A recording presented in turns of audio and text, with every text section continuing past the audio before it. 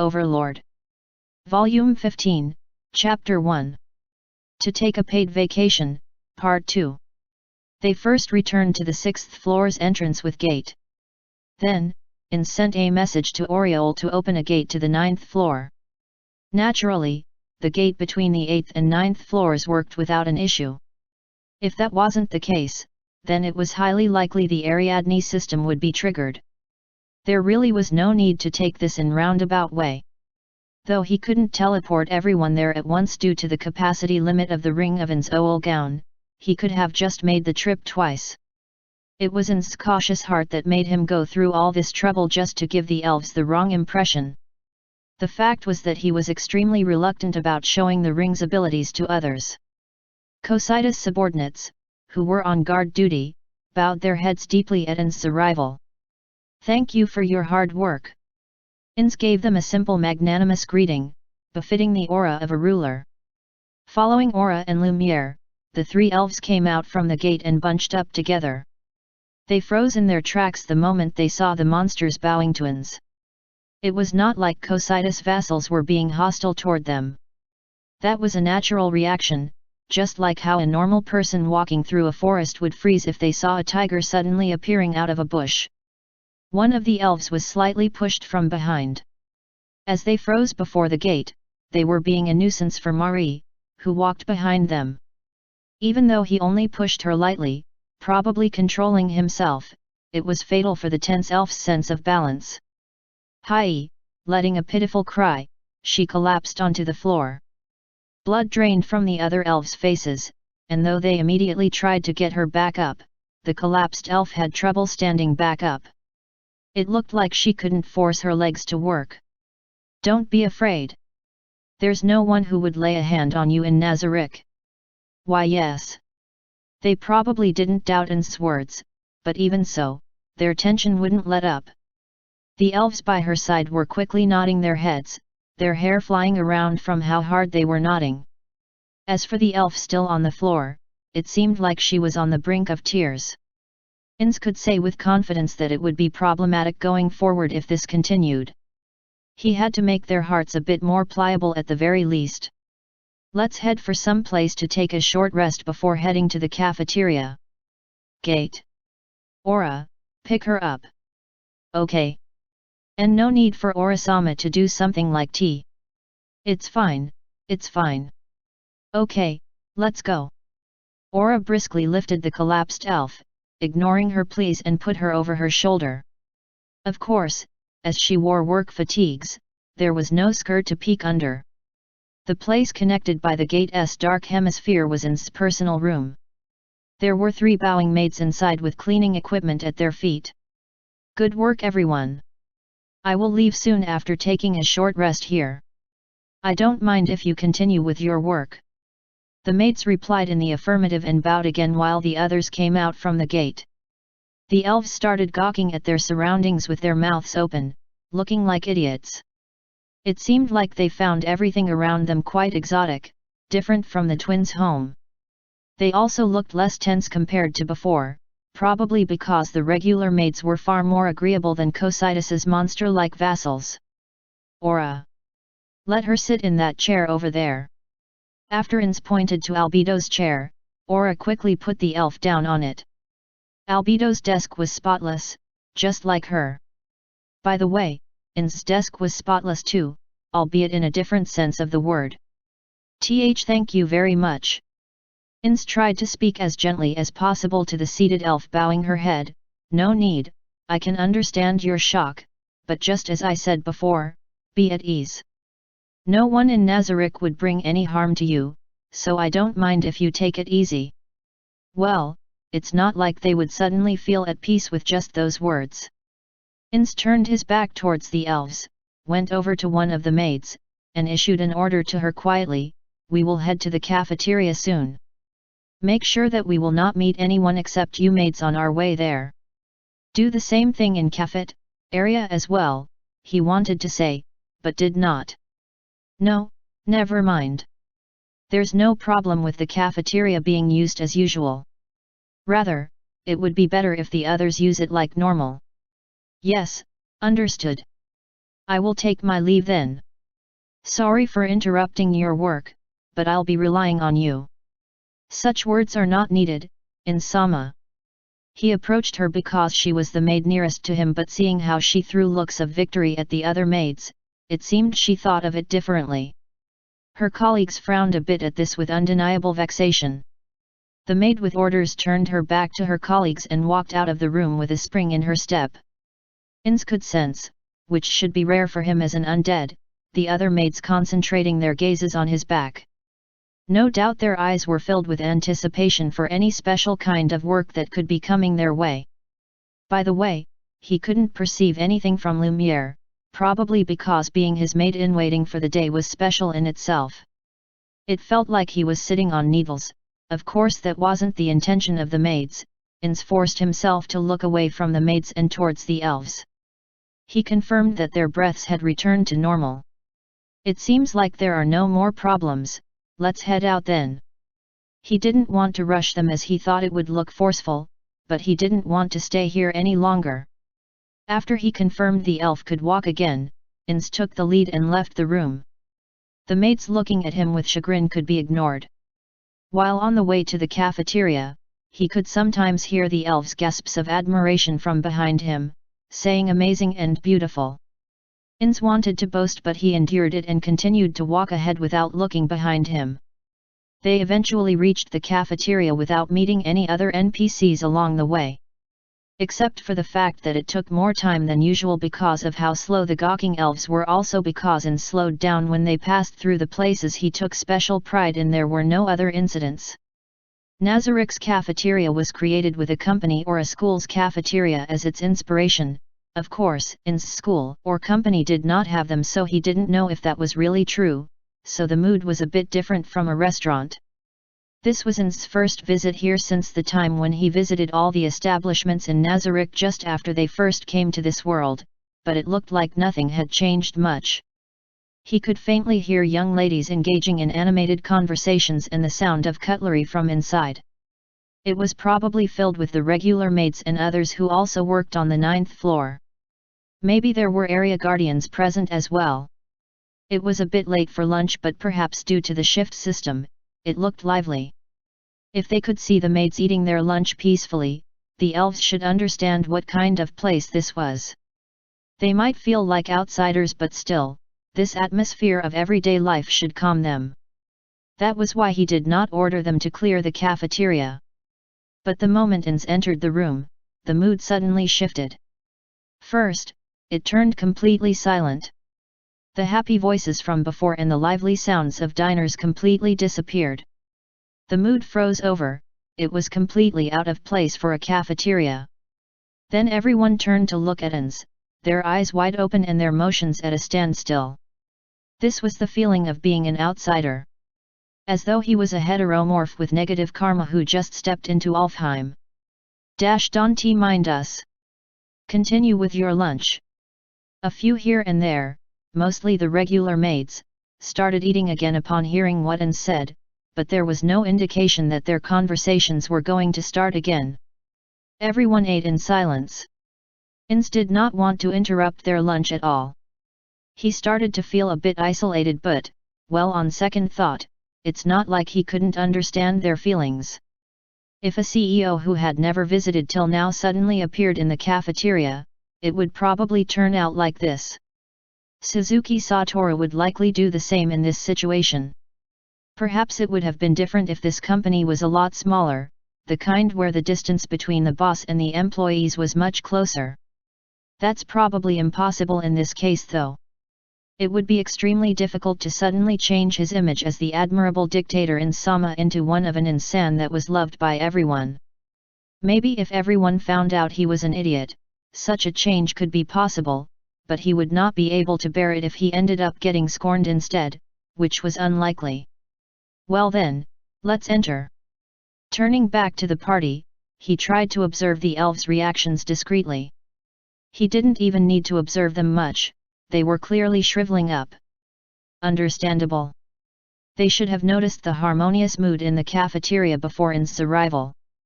This was what he meant by the sudden heteromorph in Alfheim. He couldn't think of a way to solve this. Perhaps they will get used to this over time. Ins walked into the cafeteria with such optimistic thoughts. He didn't want to make the maids even more tense, so he approached a random table far from them and pointed at the seat opposite his. "You can sit there." The elves started looking at each other with troubled expressions. It looked like they were trying to decide who was going to be stuck with the onus of sitting in front of Ins. He was probably right in thinking that. "I see. Maybe elven customs are different from ours, so let's just keep this informal and not worry about those things." He tried to give them a way out by acting like he interpreted their hesitation differently. It would not be good if they hesitated too much. He was also a bit afraid of the twins' reaction if they hesitated too much. "You there. Sit opposite of me." Ins pointed at the elf standing at the back. If he remembered correctly, she never stood in the middle of the elves, so he thought it was fair that she should be the one who was going to be stuck with him. Honestly speaking, he did not want to be treated like some kind of baggage. That said, as someone who understood their feelings all too well, he decided to be practical. It was quick after that. The seats beside the specified elves were immediately taken. Aura and Mari sat beside Ins. He wanted to say many things about the fact that Lumiere was standing behind him, but decided to bottle it up in the end. "Now then, sorry, but this is my first time using the cafeteria, so explain to me a bit about how it works at this hour." Ins asked Lumiere because as a regular maid she should have used the cafeteria just like how her fellow maids were doing now. "First things first, yes. I want to order drinks, so is there something like a menu?" "There are free drinks and a buffet system at this time. We are supposed to get the drinks and a simple salad from over there by ourselves." Looking at where Lumiere was pointing at, he could see a row of pitchers that seemed to hold the drinks. Beside them were multiple chafing dishes. "And you can also select one item from the lunch menu here." "I see. As the chef is in the kitchen, I believe he will prepare any dish Sama wishes." "Is that so? But there's no need. If there's a fixed lunch menu, let's just select something from there." Lumiere handed over a sheet of paper. A menu was printed on it, in Japanese. The elves probably wouldn't be able to read this. Also, ever heard of katsudon? Elves shook their heads to say no. "Aura, Mari, what do these elves usually eat?" "Just the normal food." "Why yes. Most of the time, it's the same as ours." "In that case, did the twins never have katsudon?" "No, they were usually getting their meals served by the delivery service, and they should also be able to make it by themselves." "Have you never eaten katsudon?" "No, we have had it before. It's probably just that they don't know its name." "Ah, so it's something like that." The menu did not have any holograms attached to it, so it stood to reason that they couldn't match the appearance with the name. Ins wanted to ask for the chef's recommendation, but fearing the situation in which he would be told that everything was recommended, he decided against it. "Here, that reminds me. Do you normally eat meat?" After he saw the elves nod, Ins selected an item from the menu. "Hamburg steak meals for everyone here. As for the sauces, you can select among the demi-glace, Japanese-style sauce, or cream mustard sauce. You can also select rice or bread to go along with it." "How about bread and demi-glace?" He could understand the demi-glace and the Japanese-style sauces, but he wondered what the cream mustard would taste like. The fact that he couldn't taste them himself due to his body was regrettable. "Okay. Why yes. It's okay for me too." Following the twins' energetic voices, the elves also nodded quickly in tow. It looked like there were no objections. "Then, that will be my order."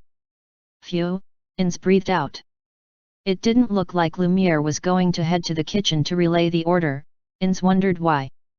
Perhaps someone who was working here would come over to receive their order.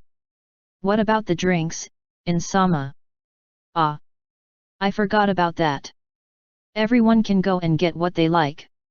"That should be fine, right?" "Yes. Then I will bring over Insama's drink myself." What shall it be?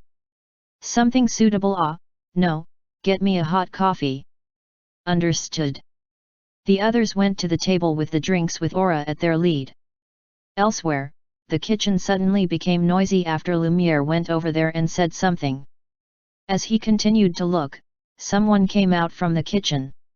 A giant cleaver hung by his waist. A wok on his back. A slovenly, naked torso with fresh meat, tattooed on it. And finally, a gold chain around his neck.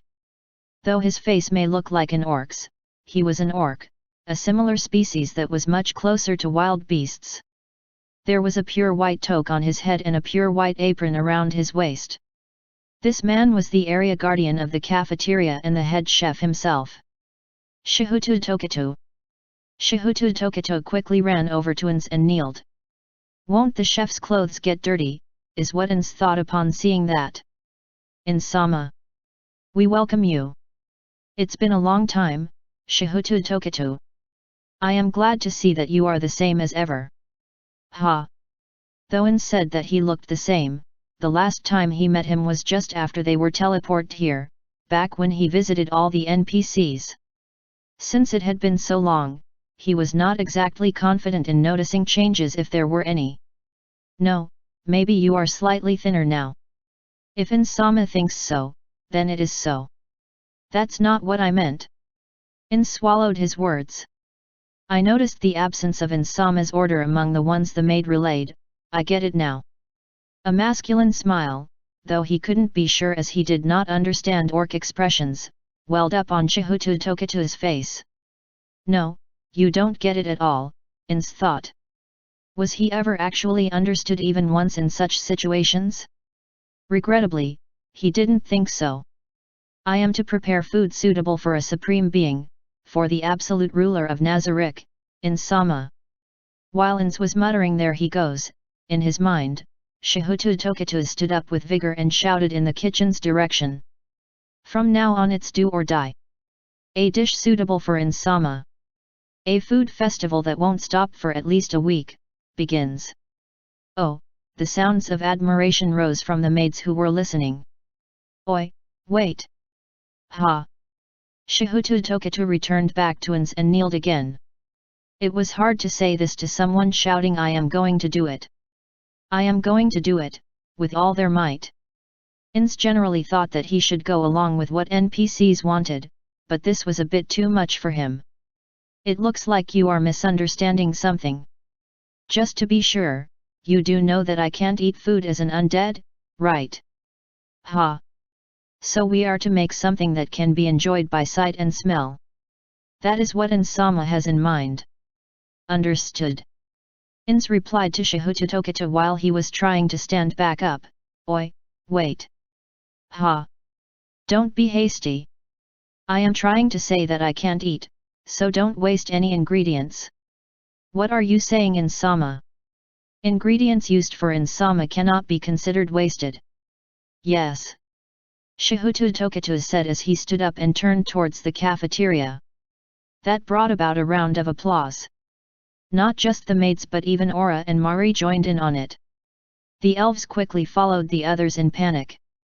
You don't have to follow along, you know, Ins grumbled internally.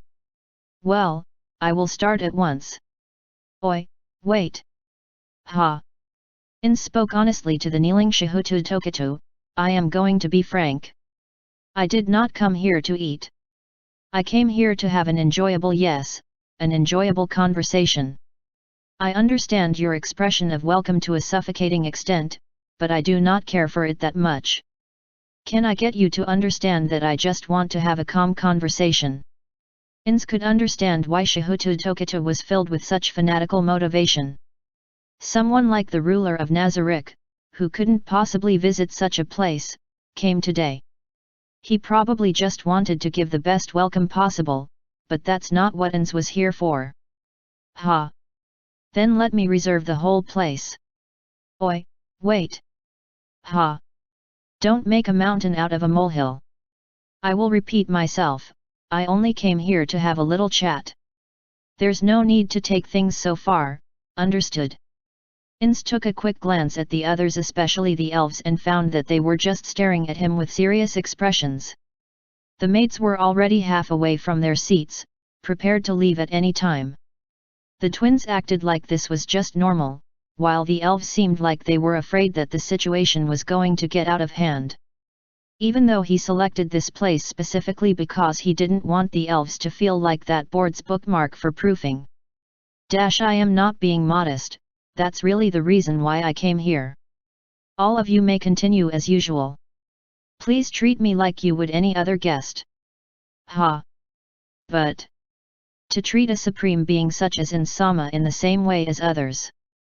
Ins couldn't be faulted for using underhanded means if it came to this.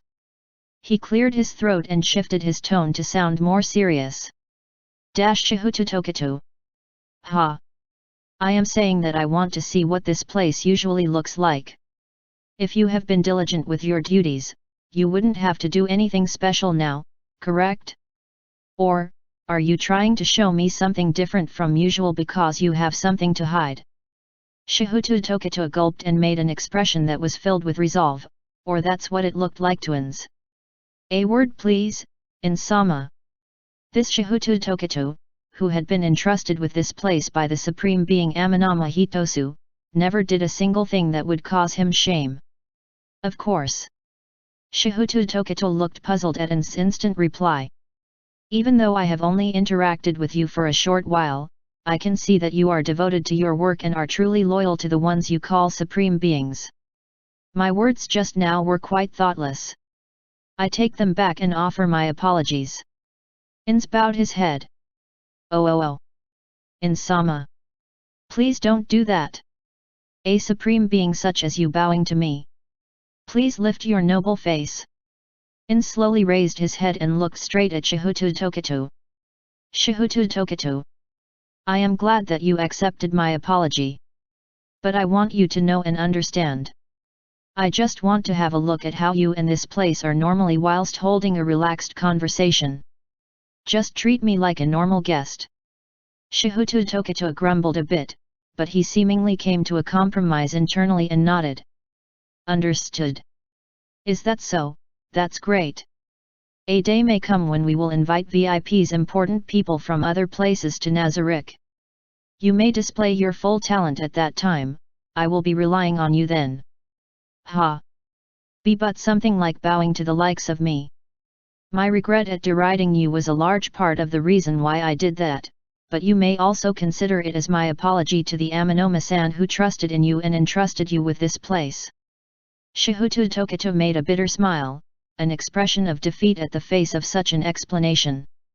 But, he immediately returned to his work face. Of course, all of the above was just what it looked like from Ins' point of view. In that case, Insama, I will take my leave to work on the order. Ins watched Shahutu Tokitu's back as he left and raised his voice a bit so that it would reach everyone in the cafeteria. Sorry for the disturbance, everyone. Well then, please continue dining without worry. Aura and the others returned to the table, as if they were replacing Shahutu Tokitu. At a few of the tables here and there, the maids started eating again. It felt like the atmosphere was less tense now.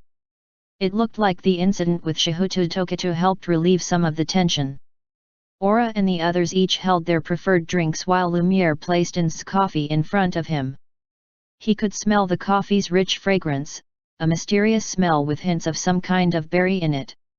Yggdrasil never had any cross-promotions with brands, but it had a lot of content in it, including foodstuffs.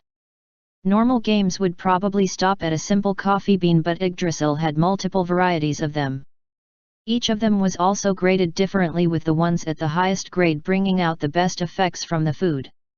Therefore, the beans in Nazarick's inventory were of a good grade, and this coffee should certainly be tasty. This is probably what quality coffee smells like. Would it also taste like berries? While feeling sad that his body was unable to taste it, Ins waited until everyone took their seats to speak. Well, let's talk while enjoying our drinks. Two of the elves had melon soda while the other one had green tea with ice in it. Following Ins' words, they took a sip. The melon soda group blinked in surprise, pressing their hands to their mouths. Their reaction was certainly not a bad one. Wow, so tasty! Sweet! The two who whispered those words quickly emptied their glasses. Ins was counting on this to happen. He spoke gently to them, "How about a refill?" "Ah, yes, please let us do so." The two elves immediately nodded and headed over to the drinks section. There was a spring in their steps. It's good that they liked it. "Ah, yes." Ins spoke to the remaining elf. She was probably also interested in their drinks, as she quickly finished her tea and stood up. By the way, both of the twins went with cola, and from their expressions, it looked like it was nothing special for them. Many unexpected things had happened on the way, but it looked like the elves had mostly calmed down. They no longer seemed like they would doubt everything he said just because he was an undead. As expected, sweet things are effective. There are no women who would hate sweet things. A woman who can resist sweet things simply does not exist, so Machimakai-sans was correct all along. I thought it was just an excuse for her reckless eating habits. The other two female members of Ins Oolgown had tilted their heads at that statement, although slimes didn't have necks, but it was not like they denied it either. With the way the elves acted just now, that counted as two things that could probably serve as proof she was not exactly wrong. Well, he still had his suspicions. Now, at last. I have gone through a lot of simulations in my mind, but I wonder if I can get a discussion about the elven country going smoothly. He remembered what they heard from the elves when they met the first time. There was no name for the country of elves that was said to be in the great forest of the south. Albedo surmised that it was because they never had the need to open diplomatic relations with other races, the other nations were far away from it in the first place. As they had no need to identify their land as something separate from the rest, just calling it a country was enough for them. However, it seemed like after being ruled for so long by a king, it was being called a kingdom. This king was supposedly super strong. What his strengths and classes were was something they did not manage to find out. At that point, the elves looked at the twins, probably wondering why they did not know about this. This country of elves was embroiled in hostilities with the theocracy at the present moment, and these elves were sold as slaves after they were captured by the theocracy. What the war was for and when did it start were questions to which these elves had no answers for. It was probably because this country of elves did not have a standardized education system. These elves also did not have any interest in learning about such matters. Although after hearing what they said, it seemed like they were at least instructed on more important skills and knowledge, mostly consisting of stuff about monsters. Maybe they felt that history and similar subjects were not useful enough to be taught. When asked about the dark elves in their country, they replied that although they had never seen them, they do exist. In fact, Aura and Mari were the first dark elves they had ever met. Dark elves are likely a minority in the elven country, but it didn't seem like they were persecuted according to these elves. That said, considering the lack of knowledge these elves demonstrated, it was entirely possible that they just didn't know about it. And that was all of it. That was all the information Ins managed to get out of them at that time. He had to be satisfied with such meager information just so that they wouldn't get suspicious. But he had a great excuse for being proactive and asking them now. Patience is a virtue, as the saying goes. Well, I should make a decision first. Should I make the topic about wanting to open diplomatic relations between our nations? Or how about saying that I want to go to a dark elf village to find friends for Aura and Mari? They would be on guard if the conversation was about something on national level relations. It was easier to make them talk if it was a reason that a normal person could sympathize with. Moreover, Ins need not lie, as he was really aiming for the second reason, so it would be easier for him. Ins was a person who could lie as much as he wanted to, but that didn't mean he liked to do so. It was just that he wouldn't hesitate to lie if there was some benefit to be had. It was also better not to lie in case they somehow managed to figure out the truth later. That should be the easier way, but I can't imagine how it would turn out if I bring reason up in front of Aura and Mari. He was afraid they would feel duty-bound to make friends. In his honest opinion, friendship was something that was formed gradually with people with similar hobbies. He wouldn't call it friendship when someone was ordered to do it. Ins remembered his friends from Yggdrasil, his former guild mates. Those comrades he made from chance meetings and through fate's machinations. It was just that he didn't know if children needed to make friends or not. Ins. Suzuki Satoru didn't have any during his childhood, and that didn't cause any problems for him in his opinion. Being that kind of person, the fact that Ins was even thinking about things like making friends was because Yamaiko used to say something to that effect long ago. At the same time, he also remembered Ulbert responding with, "That's the pipe dream of people who live in a different world than us," sarcastically laughing at her words. Ins didn't know who was in the right here. In any case, there was nothing to lose by having friends. In that case, how about I stop thinking about it in terms of them making friends and tell them it's about making dark elf acquaintances. Whether they become friends or not will be up to them. Of course, it's all the better if they manage to make some. With that said, if there was an extreme difference in power and standing between two parties, wouldn't it be a hindrance to the development of friendships? Everyone was equal in Yggdrasil. Ins frowned a bit as some of his friends came to mind suddenly, but he immediately shook his head, clearing away those memories. They probably wouldn't have become friends if they had met in the real world with its inequalities.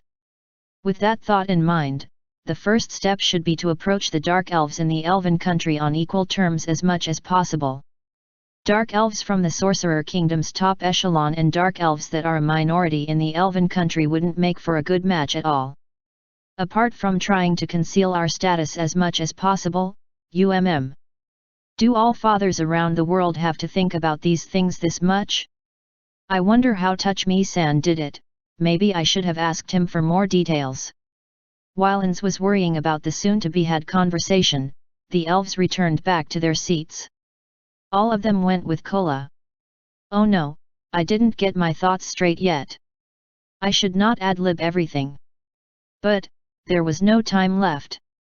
As long as the twins were here, he could only say that this was about opening diplomatic relations. If things wouldn't go smoothly, he could just bring up the idea about making friends as a side topic. Or, maybe he could spin it as his wish to deepen relationships with the Dark Elves as a part of micro-level diplomacy. Well then, let's proceed to the main topic. The elves, who were guzzling their drinks like it was the last drink of their life, suddenly stopped. We have established a nation named the Sorcerer Kingdom at present. The plan is to have various races live in coexistence. Some humans, dwarves, goblins, orcs, and lizardmen have already become citizens of our nation. Leaving aside whether or not the elves would approve of this, I want to initiate diplomatic relations with the elven nation as well as trade relations. As such, I wish to visit your nation. Won't you cooperate with us? Even though it was just an excuse right now, it was not bad to have diplomatic and trade relations with the elven country. However, there was a critical problem. Ins cannot be the emissary for this matter. Conferring with the foreign affairs of another country and making a treaty to open diplomatic relations was something out of Ins's capabilities. Although it went smoothly with the dwarves, he doubted that he would succeed in the same way again. Rather, it was more likely to end up the opposite of what he intended. Therefore, he wanted to send wise people in his stead if they were to engage in diplomacy. Albedo was the best choice for this, but he didn't want to assign her any additional work as she would be busy for a while managing the occupied territories of the kingdom. She would probably say it's fine if he ordered her, and she would probably be right. But, that would mean she would have to overstretch herself to make it work, so Ins needed to keep his subordinates' mental health in mind to not overwork them. Ins would have been extremely happy if they just made this conversation just about making personal acquaintances with the Dark Elves instead of making it about something so important. Ins Oolgown-sama? What exactly does this cooperation entail? Ins shrugged slightly at her cautious response. First, I want to hear some details from you. Also, just Ins is fine, you know. We will be at your service if it's something we know, the elf replied with a determined look, But please forgive us for not being able to address you so." Aura, Marie, and the maids around them who were secretly eavesdropping had perplexed expressions. If elves called humans, then they would be told that they were being overfamiliar and should understand their position. But, if they did not, they would be told, how dare they refuse Insama's order. They were probably feeling conflicted because they knew that they would react in that exact way. He didn't intend to scold the maids listening in. It's not like they were doing it out of malice or simple curiosity. He felt they would go me to be on call if he needed them during this conversation. Is that so? That's regrettable. So, returning to the topic at hand. How is the elven country? How do you deal with monsters seeing that you live in the forests? The elves had confused expressions, as if they were just asked a weird question. While we live in the forest, our homes are on the top of trees, because it's dangerous on the ground. We make our homes by transforming trees using druid magic. The trees suitable for such magic are also grown by magic. We call them elf trees. From what they said, it seemed like the elves could change the shape of trees using druid magic. Like creating cavities inside the trees or shaping bridges between trees. An elf village was just a place where tens of those structures were bunched up together. This method of making things out of elf trees seemed to be at the core of elven culture. Not just homes or furniture, they could also create weapons and armor out of it. It was possible to make the arrows they used for hunting to be as hard as iron. Inns wanted them to demonstrate this magic as it did not exist in Yggdrasil. They were surprised at that request because from their point of view, the tree the twins lived in was an example right there. It looked like they thought it was a mutated elf tree, because it looked different, that could only be transformed by those two. Furthermore, as that magic can only be used on elf trees, it didn't work with other trees. Because the elves lived in such conditions, monsters that were good at climbing trees like snakes or spiders were their natural enemies. Although they had things like a night watch, those monsters also tended to be good at concealment. There were still victims every now and then. On the other hand, they did not get attacked as much by monsters that couldn't climb because it was easier to fight them off. It seemed like the elven capital, the only place the elves could call a city as they were not a populous race, was the only settlement that was constructed in a place without the forest's cover, on the shore of a crescent-shaped lake. The seemed like was added because these elves never visited the capital and only heard about it from others. They could establish that city on a plain because there was a giant monster in the lake that captured and ate any large monsters that came nearby. I see, Inns thought. As druid magic could also provide water, living on the trees was advantageous for them. As for flying monsters, the canopy of the elf trees could act as a shield while also hiding them. Living in such circumstances, it was natural that most of the elves gain abilities as rangers or druids. In other words, they could not survive without developing such abilities. I don't know how class selection works in this world, but seems like without jobs like farmers among them, the elves are more likely to be better fighters than humans. He continued, asking them about the lifespans and population of the elves. They were evidently not that concerned about how long they lived, seeing as they did not know their own lifespans. It seemed like the oldest person there was thought to be over 300 years old. By the way, these elves didn't even know their own age. It was likely that they did not have the concept of a birthday. Perhaps it was due to their long lives, they did not give birth frequently like humans and thus their populations were much smaller. However, upon learning more, Inns thought that the number of children they had was not small at all. In Yggdrasil's setting, an elf's lifespan was 1,000 years, they age up quickly in the first 10 years and then in the last 10 years, I think? I don't remember the exact details, but I think it's something like that. Or am I wrong? Also, if they supposedly gave birth once every decade, if we consider 200 years old as the start of adulthood and 400 years old to be when infertility sets in, 20 children? I want to learn more details about this in the future. Then if I were to return you to your former village, where would I go? Elves started looking at each other. I see, of course they will not talk about it. It's important information after all. After a while, one of the elves inquired hesitantly. Excuse me. But are we going to be sent back to our homes? Noticing their strange choice of words, Ins realized his mistake.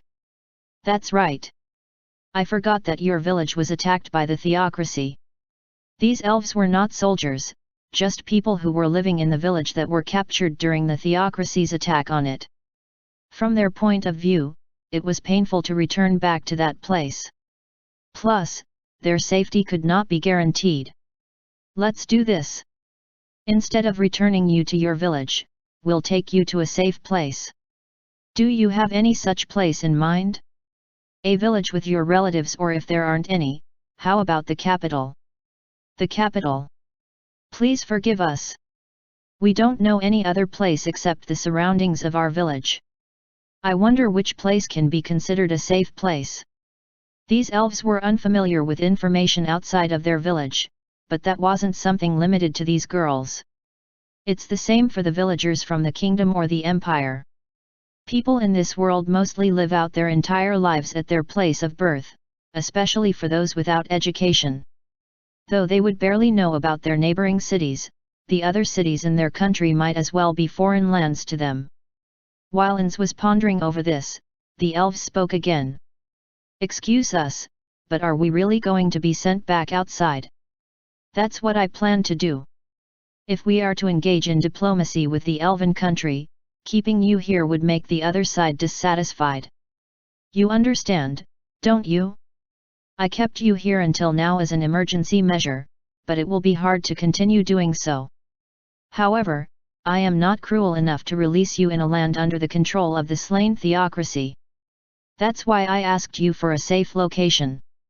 Although Ins did not intend to be the emissary, returning these three back safely would probably help with future diplomacy. Seeing that the elves wanted to say something, Ins asked them, "What's the matter? Is it possible to let us continue staying here?" Ins moved his gaze to the drinks in front of the elves. There was no way that was the reason, right? Why? I can understand if you don't want to tell me, but please do if possible. About that. The elf representing them took a quick look at the twins. Aura, Mari. It looks like your drinks are nearly finished. Why don't you go and get some more? Okay. Understood Insama, let's go Mari. Splendid. Ins admired Aura's quick wit. If he was in Aura's place, he wouldn't have understood so quickly that he was being told indirectly to get away for a while.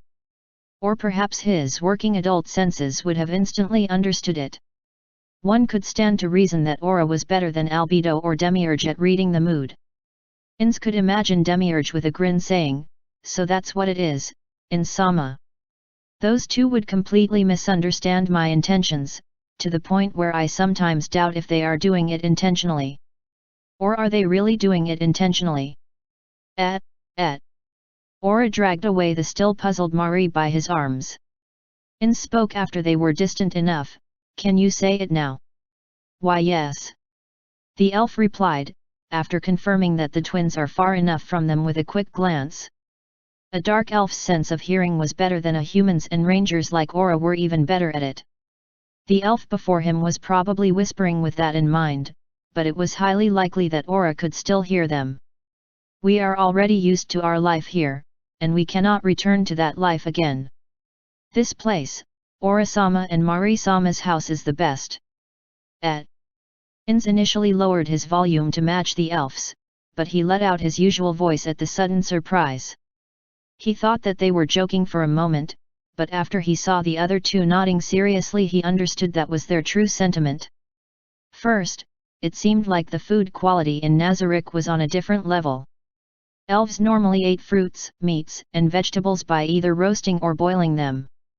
The amount of passion Nazarick puts into its food was completely different. The elves said with certainty that they were not confident they could ever adjust to their former lives after getting used to the food here. By the way, pizza seemed to be their favorite. I see. Culinary diplomacy does not seem like such a bad idea. Being able to access such fine cuisine should be a point of appeal. Are they dwarves or what? The elves also had other reasons. The level of safety here was also completely different. Even if they lived in a moderately safe place like a village created by druid magic, it was impossible for a year to pass without any casualties happening due to monsters. In contrast, one could sleep peacefully in Nazarick even without having someone to guard the night. They had a lot to say, but if it was something like this, there was no need to get the twins away from here. As Ins thought that there should be more reasons, he added, and being able to serve those two is a joy. Ah! Ins nodded empathetically. Those two were of similar race to the elves and were cute children to boot. They probably had doubts about serving children, but Aura's and Mari's personality had likely won them over. Even Ins would select the twins if he was asked which of the floor guardians he would like to serve. No, if someone did ask him, he would probably say something like, "I can't choose because everyone is wonderful." But if he was being honest, it would be those two. Next in line might be Cositus. He really didn't want to serve the others. Still, he thought this was something that could be said in the twins' presence. Although he thought that they had something else to say, it seemed like this was the end of their talk. Honestly, I don't understand at all. Wasn't it fine for the twins to hear this? Was there something in the previous conversation that would get them reprimanded by the twins? Well, whatever. Very well.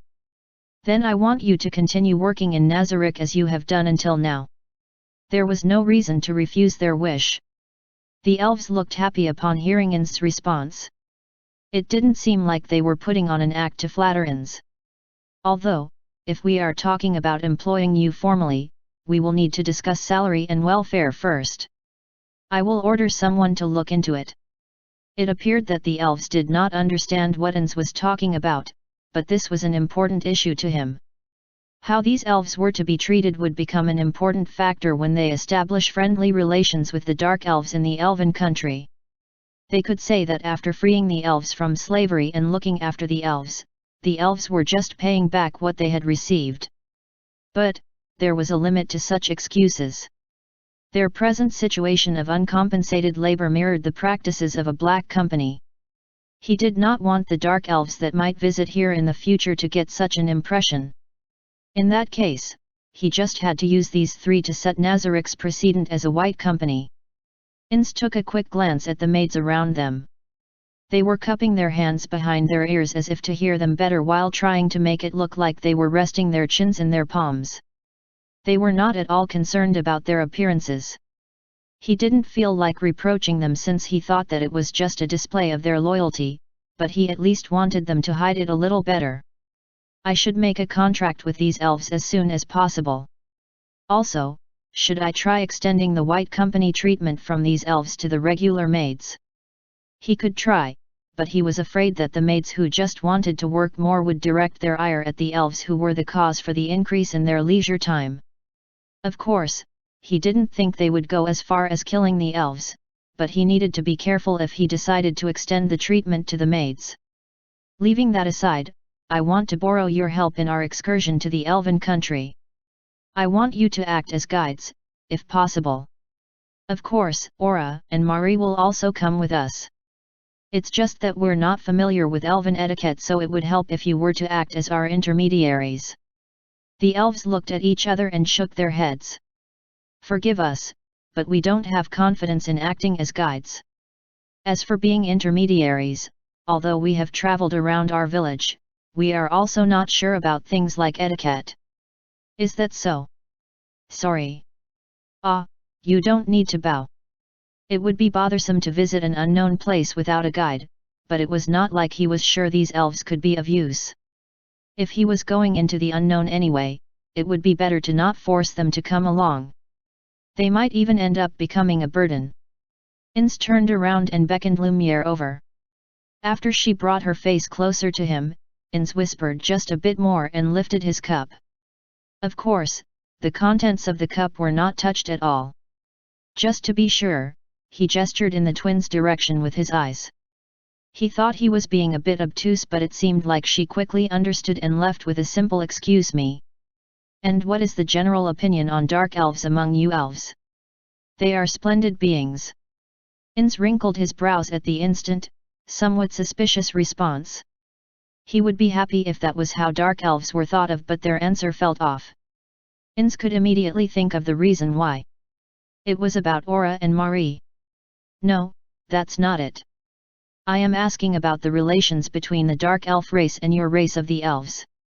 "They are splendid beings." "That's not."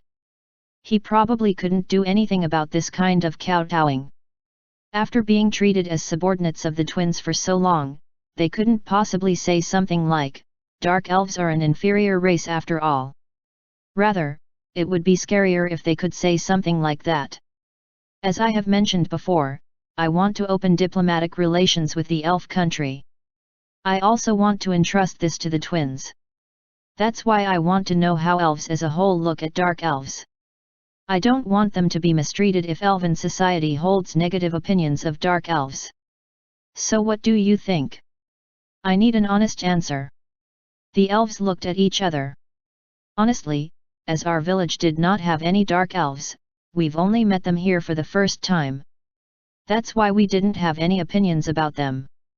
The most we know was that they migrated from the north to the Great Forest. We've heard of their dark skins from hearsay and were surprised to see that was true. I don't remember the villagers saying anything bad about the dark elves, but I would ask you to keep in mind that this is only about our village." It looked like they were no longer trying to flatter him or tell any lies. So the younger, maybe calling them young was stretching it a bit, elves didn't have any bad opinions against dark elves. Even though they were a minority, it looked like they weren't being persecuted. Perhaps it was because the elves didn't have the leeway for such things when they were being threatened by an external force, the theocracy. Or perhaps the forest was just that much of a difficult place to live in. By the way, what about the undead? Enemies that sully the forest. Disgusting beings. We rarely encounter any though. Ah, yes. Immediate answers. While Ins wondered why they weren't taking into consideration the feelings of the twins' master, he couldn't say that out loud. He certainly asked them to speak honestly just now, but this was too honest. These girls were the type who would get fired because they truly believed in the CEO's words when they would ask them to be informal. Still, with that established, he was now certain that he could not be the emissary. Maybe this was for the best. He could use this as an excuse to not be the emissary. It was certainly not because Ins wasn't talented enough. Or should he take the steps in proper order: dispatch diplomats, start diplomatic relations, and then head over to the elven country? But we don't have such diplomats. The fact that we can't trust the human officials in charge of internal affairs is a weak point. Or maybe there are some and I just don't know about it. In that case, how about asking Albedo to dispatch adventurers? No. That system isn't stable enough yet to send them out to represent the nation, or maybe I am wrong. After all, it's me we're talking about. If he informed Albedo about this, she would probably say that the adventurers would work just fine. But the critical issue here is the lack of time. Due to the hostilities with the theocracy, the elven country was pretty much pushed into a corner. This had been the case since before these elves were captured. If things went badly, it was entirely possible that the elven country would be destroyed soon. The collapse of the elven country was not a setback for Ins, because they would be far more effective in establishing diplomatic relations if the Sorcerer Kingdom could extend their help in that scenario. So, would it be better if they just waited for the collapse? That was not the case. They didn't have the luxury of watching the situation from the sidelines, especially because he highly valued the rarity of the dark elf lives. Maybe I should just send the two of them ahead. No, I can't do that. I don't feel comfortable sending them alone into an unknown place. Although I understand that they are level 100 NPCs and are not children, we should just ignore the stuff on international relations and concentrate on getting them friends. I should also go with them just as I have planned. He did not plan to join in the war with the theocracy and save the elven country at this point in time.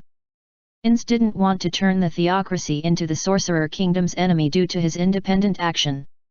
He wanted to know Albedo and Demiurge's thoughts on this matter, but he feared that they might find out his skull was empty if he did that. If Ins couldn't manage the conversation, his idiotic utterances might end up being taken seriously and cause damage to Nezarec in the future. It's not a bad idea to tell them to evacuate just the Dark Elves after visiting the Elven country. In that case, is there a need to take someone along other than the twins? It was better to take stealthy guards like Hanzos along instead of leading something like an army in case he did decide to take someone along. Like that time in the Dwarf Kingdom. I see. Ins stared at the three elves. They would be in that lizardman's position this time. Is something the matter? Nothing, I am just talking to myself. He could take one among the three with him, leaving the other two here. As long as he held them hostage, the lone elf probably wouldn't do anything that would be negative to Ins. Not bad at all. Even if they understood that they were being held hostage, he could insist that was not the case. Ins looked over to the twins. They immediately understood his intentions. Aura, Marie, and Lumiere returned to the table. By the way, what kind of gifts would make elves happy? Things like gold and gemstones. We don't use metal currency, so I don't think gold would work. I think our village would be most happy about the food and maybe rare herbs. Minor scrapes and such can be healed by magic, but poison and disease need a talented druid to cure them. So portable herbs are highly valued. Not clothes, since we also make them from elf trees. Homes, arrows, and even clothes. Looks like elven druid magic is very convenient. You can't do that, right Marie? Why yes. I can't use such magic. Perhaps this peculiar brand of druid magic itself was a mark of elven progress. He wanted those techniques if possible, but Nazarec's residents probably wouldn't be able to use them. This reaffirms the fact that making the residents of this world prostrate before Nazarec and bringing them under its reign would be the main factor that could tip the scales of victory in a hypothetical guild war. But I should assume there were guilds those who were teleported in the past who already did this. I should tell this to Albedo and have her look into rethinking our national strategy on war. It stood to reason that if someone like Ins could think of this, other players could as well. Only idiots would think of themselves as someone special. Maybe it was a good idea to transport large amounts of food through gate upon reaching the elven villages to make them more friendly to the Sorcerer Kingdom. He remembered it being effective in the Dwarf Kingdom. Things would go smoothly if he could just remember his experiences in the Dwarf Kingdom and build on them. I also felt like wanting to run away then too, didn't I? The best way to do this is to first find the Crescent Lake, visit the royal capital that was said to be on its shore to collect information, and then head to Dark Elf's village. We are going to a Dark Elf village. Aura looked like she wanted to say something, but she probably couldn't ask in detail in front of the three elves. If possible, Ins didn't want to tell them they were visiting the Dark Elf's village to find them friends. He didn't want them to make friends just because he ordered them to. That's right. That's what I intend to do. I am going to need your help there. He deliberately ignored Aura's behavior, but he still got a pair of energetic affirmations in return. What should I do next? Persuade the others. I can't make the same excuse I used for the Dwarven expedition. He wasn't confident in solving the next problem, but he had to do something because he also wanted to use this as the groundwork to bring the concept of paid vacations to Nazarec. At that point maybe they were waiting for the conversation to die down. The dishes were brought over. Well, enjoy yourselves. With Ins encouraging them, the elves took to the food with relish. End of Part 2.